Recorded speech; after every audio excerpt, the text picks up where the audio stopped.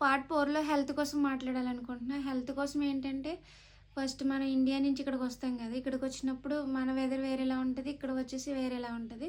So, అలాంటి టైంలో స్టార్టింగ్‌లో కొంచెం మనకి ప్రాబ్లమ్‌గా అనిపిస్తది. కొంచెం చలి ప్రదేశంలో చిన్ని జలుబు, దగ్గు అలాంటివి రావడం సహజమే. నెక్స్ట్ వచ్చేసి ఏంటంటే, ఇక్కడ వైటమిన్ డి అనేది చాలా తక్కువ వస్తది మనకి. ఎందుకంటే, ఎక్కువ మనం ఇంట్లోనే ఉండడం వల్ల, నెక్స్ట్ వచ్చి ఇక్కడ సన్ తక్కువగా ఉండడం వల్ల, అలాంటి టైంలో మనకి వైటమిన్ డి అనేది చాలా తక్కువైతది.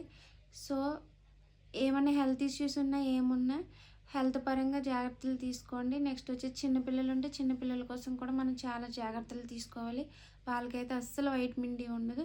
వైటమిన్ డి సప్లిమెంట్స్ యూజ్ చేయాలి. నెక్స్ట్ వచ్చి మన హెల్త్‌ని మనమే చూసుకోవాలి కాబట్టి, మీ హెల్త్ కోసం మీరే జాగ్రత్తలు తీసుకోండి. స్టార్టింగ్‌లో స్ట్రాంగ్‌గా ఉండండి. పోను పోను మనకి క్లైమేట్ అలవాటయిపోద్ది. అడ్జస్ట్ అయిపోవచ్చు.